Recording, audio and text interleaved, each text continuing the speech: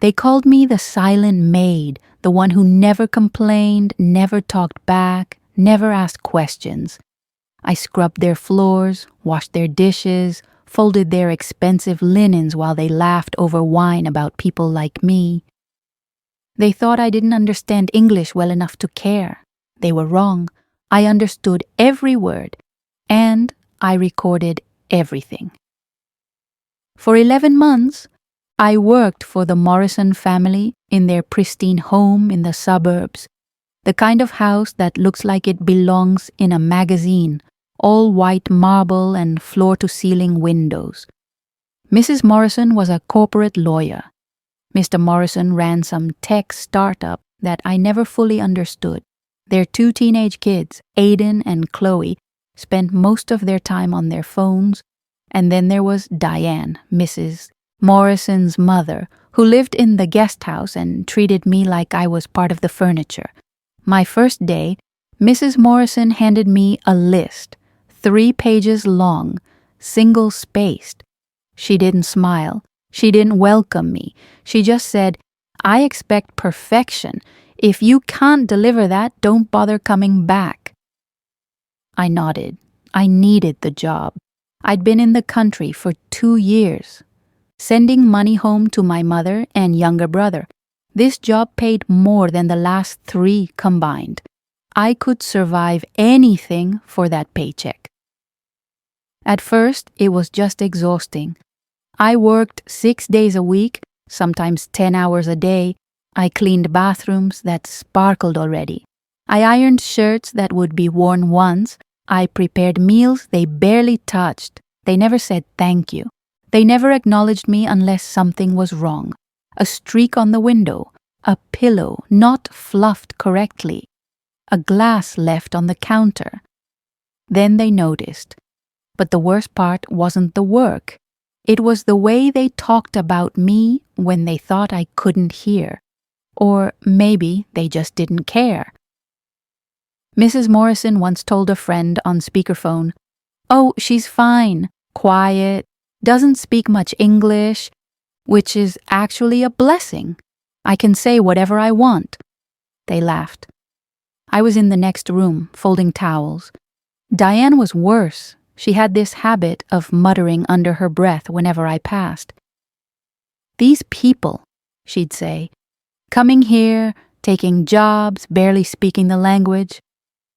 One time she looked me dead in the eye and said, "You're lucky we're giving you a chance. Most places wouldn't." I smiled. I always smiled. That's what they expected. Around month 3, something shifted inside me. I was cleaning the upstairs hallway when I overheard Mr. Morrison on a call in his office. The door was cracked. He was talking about moving money, hiding assets, something about taxes and offshore accounts.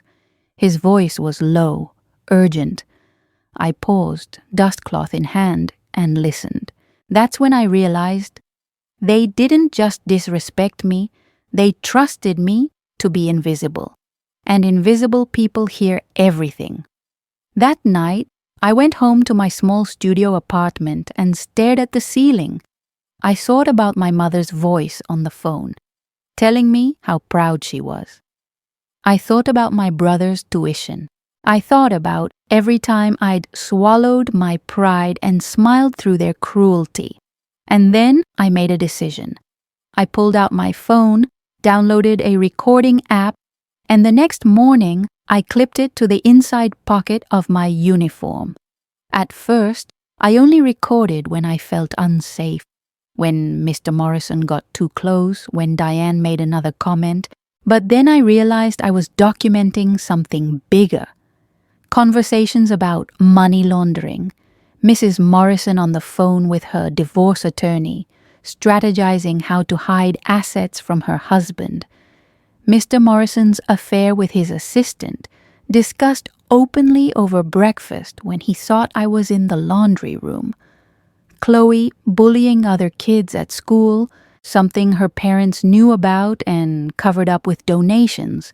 I kept everything organized, every file labeled by date, by person, by topic.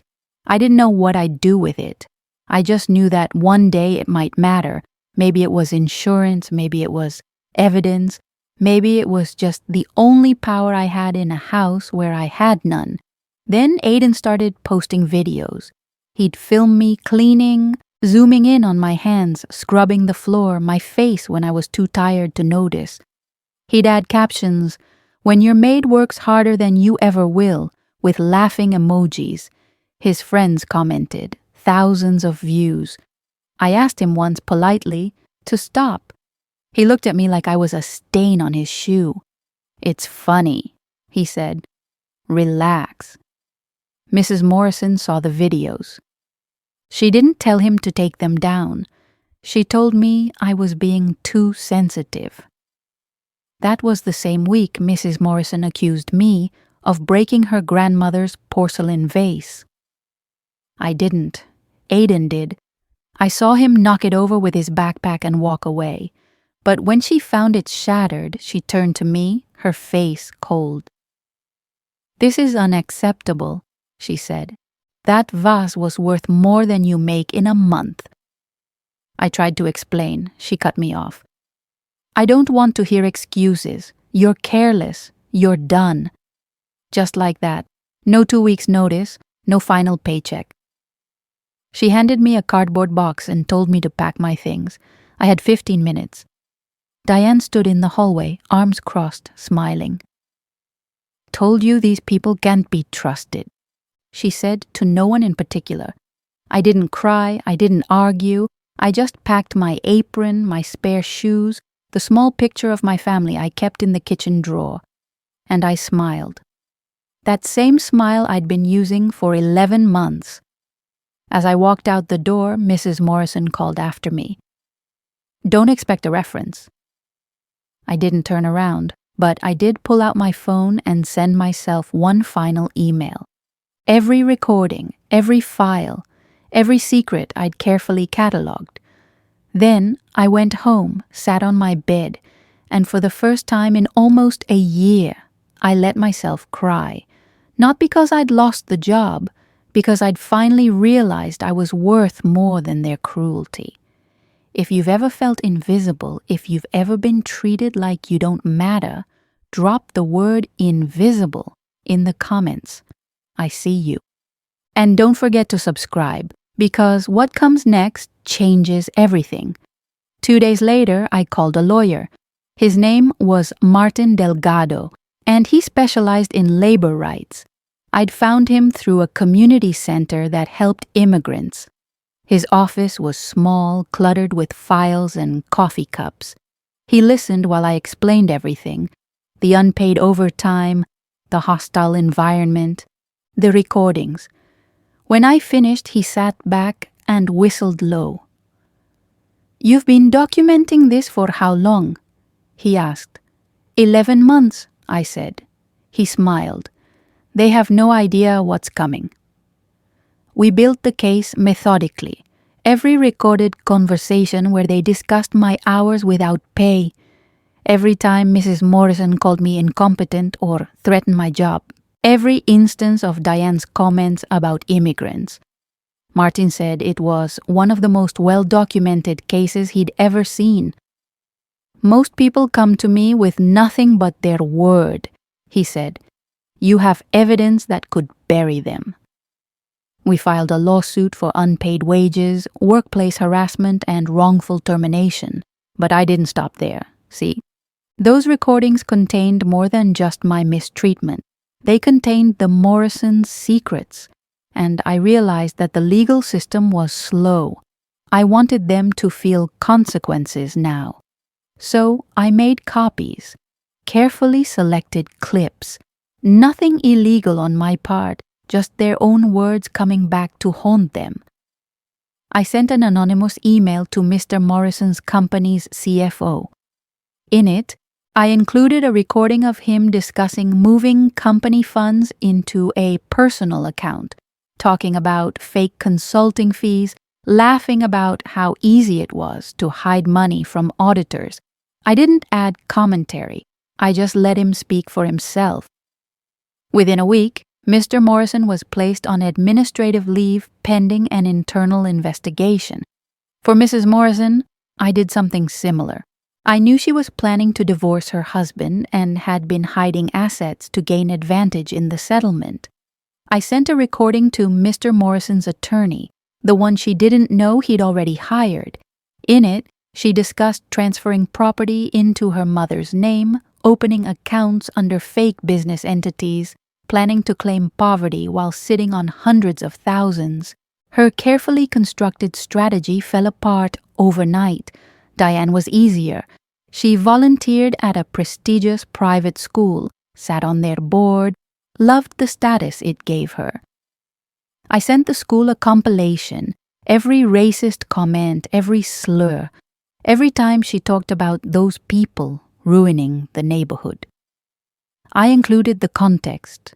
Her talking about families whose children attended that very school.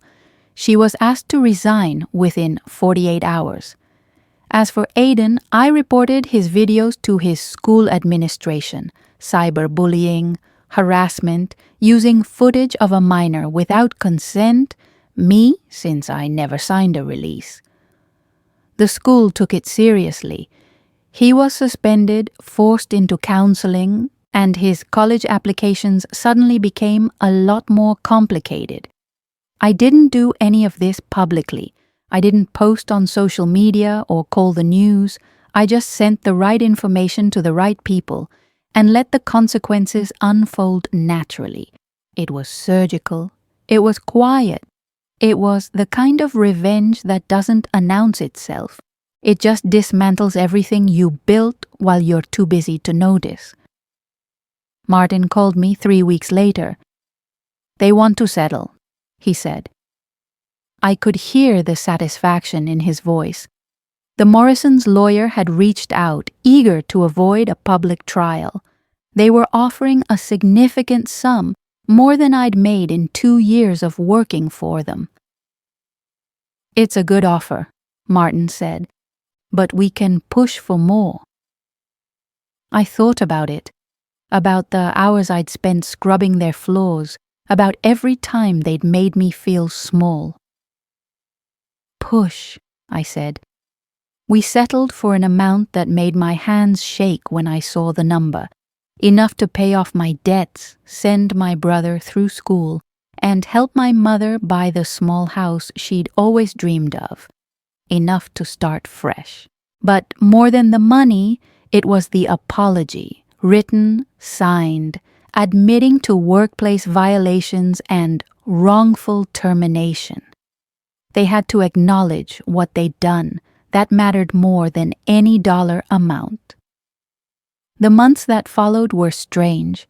I heard through mutual contacts, other housekeepers in the neighborhood, how the Morrison family unraveled.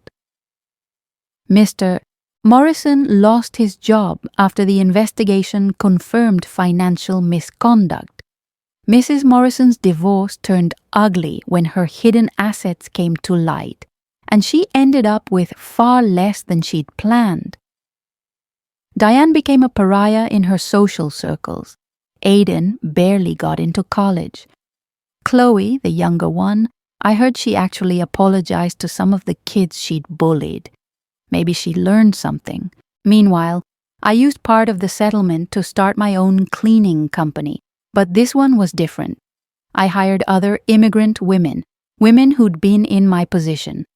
I paid fair wages, offered benefits, created a workplace where people were treated with respect.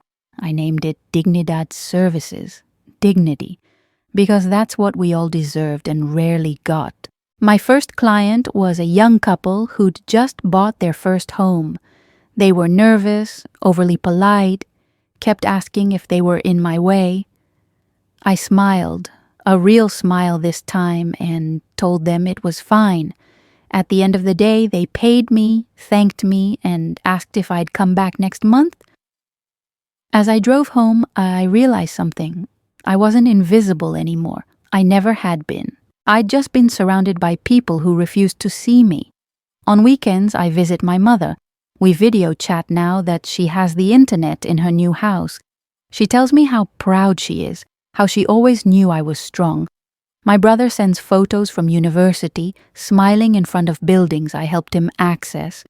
And sometimes, late at night, I think about the Morrisons. I wonder if they ever realized that the quiet woman scrubbing their floors was listening the whole time. I wonder if they learned anything. Probably not. People like that rarely do. But I learned something. I learned that silence isn't weakness, sometimes it's strategy. I learned that being underestimated is an advantage if you're patient enough to use it. And I learned that justice doesn't always look like revenge. Sometimes it just looks like building a life where you're finally treated like you matter, because you do. You always did. So what do you think? Did I go too far? Or did I do exactly what needed to be done? Drop your thoughts in the comments. And if this story resonated with you, hit that subscribe button because I have more stories that prove that the quiet ones are often the most powerful. Thank you for listening. Thank you for seeing me.